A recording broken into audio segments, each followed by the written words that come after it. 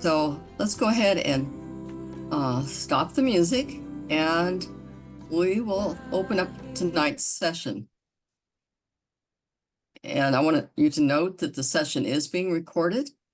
And after this session is finished, we will, within a couple of days, send out a recording and the slides. As you listen tonight, if you have any questions, feel free to put them in the chat box. And we will have some time after the meeting for additional questions. We have probably like the last 5 minutes devoted to questions, but if we see a question earlier, we'll do our best to try to answer it. And if anyone wants to stay over for, say, 5-10 minutes afterwards, we can certainly do that. So I'm Dr. Christine Mason. I'm a senior scholar with the Center for Educational Improvement and an assistant professor at Yale University, and also a yoga and meditation instructor. And with me tonight is Kahlil. You want to introduce yourself, Kahlil? Oh, absolutely. Hello, everyone. My name is Kahlil Kuykendall. I am an educator as well as a yoga instructor, and I'm really, really excited to be here tonight and to be able to share. Good evening. So this is what we're going to try to cover tonight. And I know that you may not have been to the first session. This is the second of 3 sessions for our book study related to our book on cultivating happiness. We are going to work on warm-ups, something about the vagus nerve, mantras. Kahlil is really going to focus on teaching yoga and the work she does in Montgomery County schools in Maryland. We'll talk a little bit about student leaders, trauma-informed yoga, and also something on meditation and what you might be able to do to take this back to your classrooms, your schools.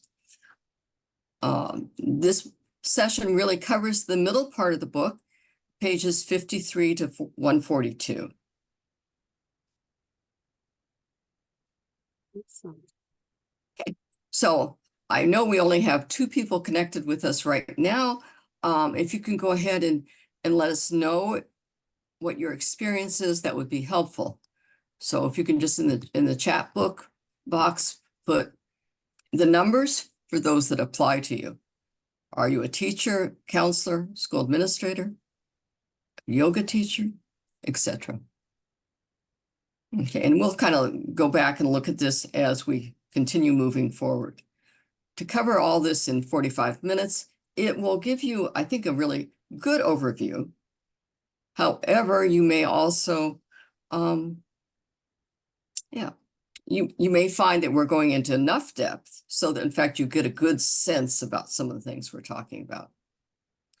So I'm not sure if either of you were at the first session, but again, are there any questions from the first? And any questions from the reading? And again, you can put that in the chat box. Okay. And before we get going, we will tune in. Last time, Kahlil introduced how she tunes in with a chime. And it's just simply, striking a chime and listening to the sound, asking people to perhaps close their eyes or lower their gaze and focus on the sound. Today, we're going to talk a little about chanting and mantras. So we'll start by tuning in together.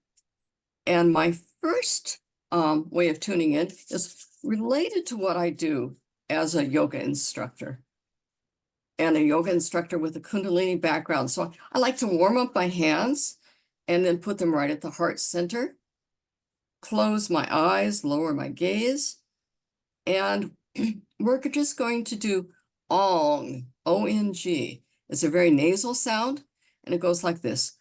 Ong. Let's chant that 3 times, okay? Ong.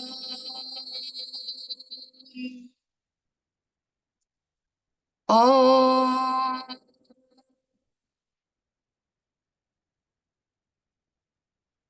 Now you may notice that sound really comes from your head and it really projects outward. Just to show you the difference, some of you may know Om. Let's just do Om together. And I like to put my hands over my heart as I do Om. Okay. Om.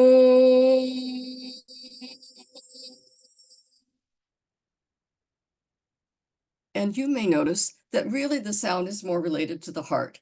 It's very internal. So again, if you want to project out, it might be Om. Or just to try one more, let's all chant our names. And if we were in a room and chanting together, we might hear what it's like to do all at one time. But I will just do mine and you can do yours, okay? Ready? Inhale, exhale, inhale to begin. Chris.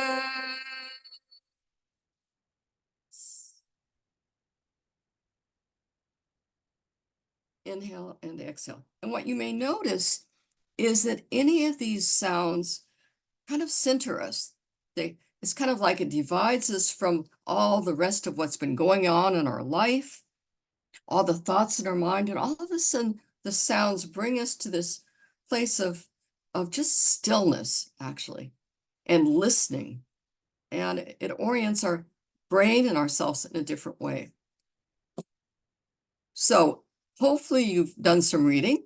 You know that our book is related to 5 C's, and those C's are related to consciousness, compassion, confidence, courage, and community.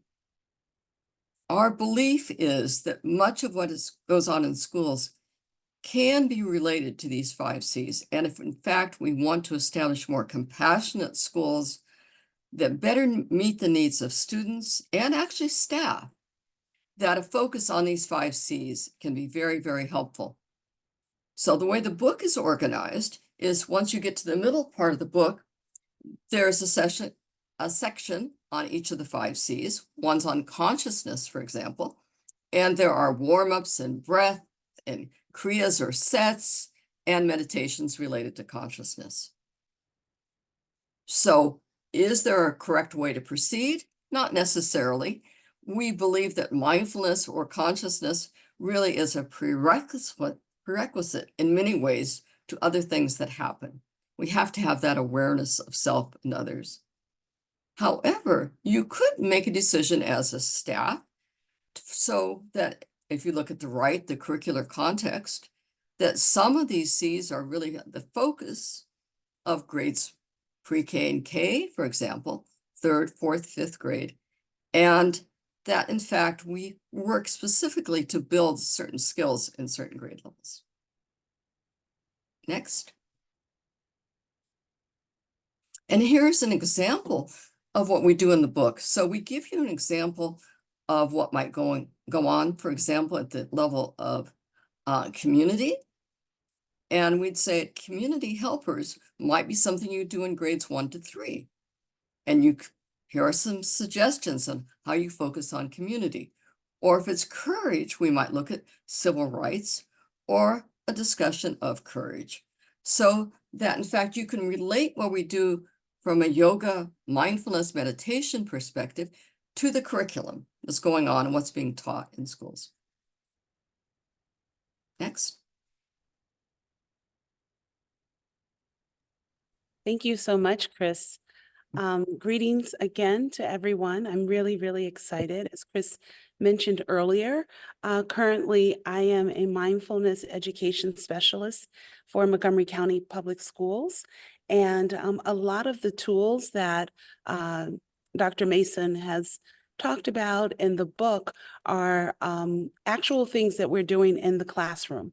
So I'm really, really excited to be a part of this discussion today. And now we are going to do some warm-ups. Chris, I really, really enjoyed the different ways that you just showed us how to tune in. I actually had not tried the one where we say our names, so I'm looking forward to sharing that with the students tomorrow. I think that's very unique, and it felt really good on the inside of my body as I was saying my name, so thank you. All right, so now that we have tuned in, let's warm our bodies up and really get ourselves. I like to tune in because it allows me, I tell the students, you know, sort of to tune into your radio station, or, what, they don't listen to the radio as much as anymore, but tune in to your station. So now that we are tuned in, let's begin to move our bodies a little bit. The first thing we're going to do is spinal flexes, which is really good, just to open up the heart, to stretch the spine. If you have been in a work situation where you've been seated most of the day, spinal flexes are really, really good to just sort of release and to let go. I am actually seated in the media center here at the school. So I'm on a yoga mat, but what we're doing, everything that we're doing today can also be done in a chair. So if you're still at work, or you're someplace where you're seated upright, don't worry about it. You can still do everything that we're doing today. All right, so I'm going to start with my spinal flex. As I mentioned, I am sitting in a crisscross position called easy pose. I'm going to place my hands on my knees. See a little bit better? And I'm just going to inhale as I flex my chest forward, exhale back. Inhale, lift the heart. Exhale, stretch. And just move the body. Inhale and exhale. And we're just going to do a few. Relax the shoulders. And if you can synchronize the breath with the movement of the body, it's really nice. Moving at your own speed. We're going to do maybe 3 more. Inhale, exhale.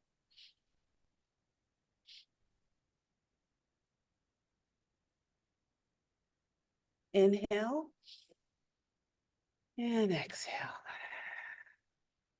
Remember to smile. Remember, somebody told me that smiling is a yoga posture, so you can do yoga all day long. All right, let's do some shoulder shrugs. Depending on your day, we can get really tense in the neck and the shoulders, maybe even the jaw. So shoulder shrugs is actually my favorite exercise, one of my favorite Kundalini exercises. So we inhale, bring those shoulders all the way up. Exhale, let it go. Inhale, exhale. Inhale, exhale. It's going to look a little bit like this, but move at your own pace.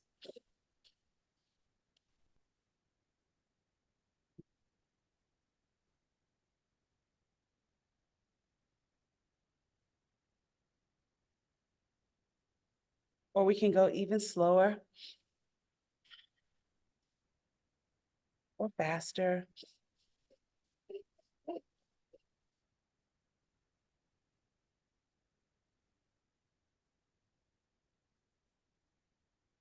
Let's do 5 more.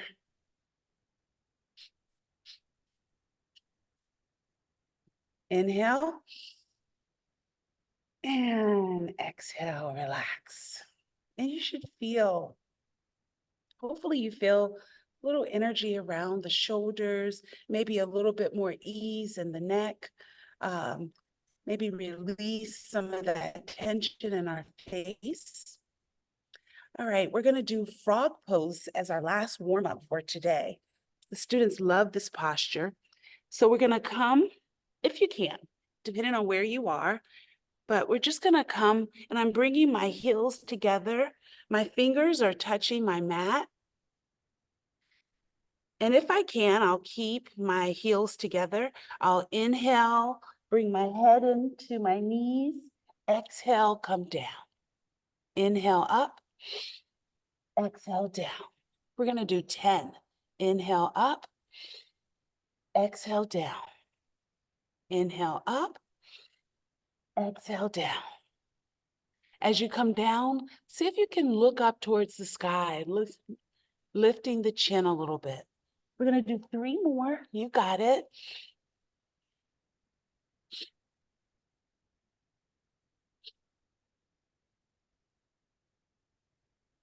Inhale up and exhale down. Good job, everyone. Awesome. Frogs is something that we can work on really good with kids, just like for ourselves. Maybe we could start off with 10. Maybe next week we can add maybe another 3 or 4, maybe the following week, and you can build it up. We've been in Kundalini classes where you can do 108 frogs. I remember that was a prerequisite for completing my Kundalini certification. And when I heard it, I was like, I'm not going to be able to do it. I don't think I'll ever be a Kundalini teacher, but here I am. Thank you so much, Chris. I'll pass it back to you. Okay, if you've looked in your book, you may have found something on the vagus nerve. And to me, this is almost like one of the best kept secrets. This vagus nerve runs from the brain all the way down to the gut. It is a major pathway to help really stabilize your whole system and energize your system. If your vagus nerve is strong, you tend to be healthier. It helps your immune system. If it is weak, you may find that you're having problems with some of your other organs, for example, the internal organs. So it impacts so much within the body. And one of the things that we found is that there are many ways to stimulate this vagus nerve. If you run, if you dance, if you are moving around, all of that can help to strengthen the vagus nerve. And then there are some things we can also do, like humming. So if you just hum with me for a minute,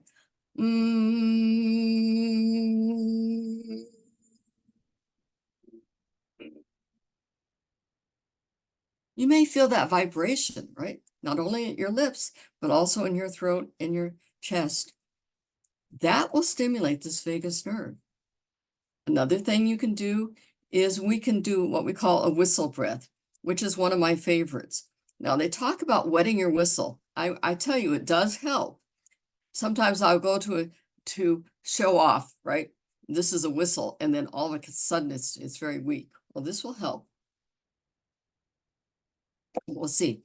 What we're going to try to do is whistle as we inhale, and as we exhale, we're going to do what we call a cannon breath, which is it's a strong, explosive breath. So inhale is a whistle. Exhale. Let's do it again.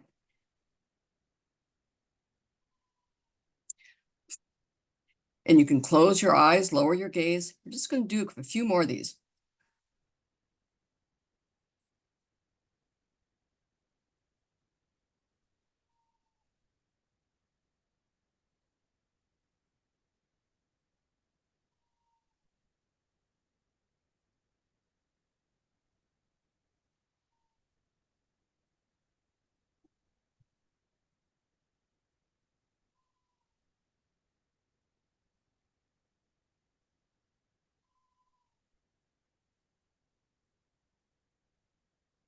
Yeah. Rest. You might want to check to see how you're doing. Take some deep breaths. Now, the vagus nerve impacts not only all the organs we've shown here in the diagram, but the parasympathetic nervous system. So it can aid with that sense of calmness and well-being. So I want to say that what we've been showing you so far can be done, either as you begin a yoga set or yoga class, or if you feel like you need a stretch break, a brain break at some time during the day. The kids are getting fidgety, or perhaps their attention is wandering.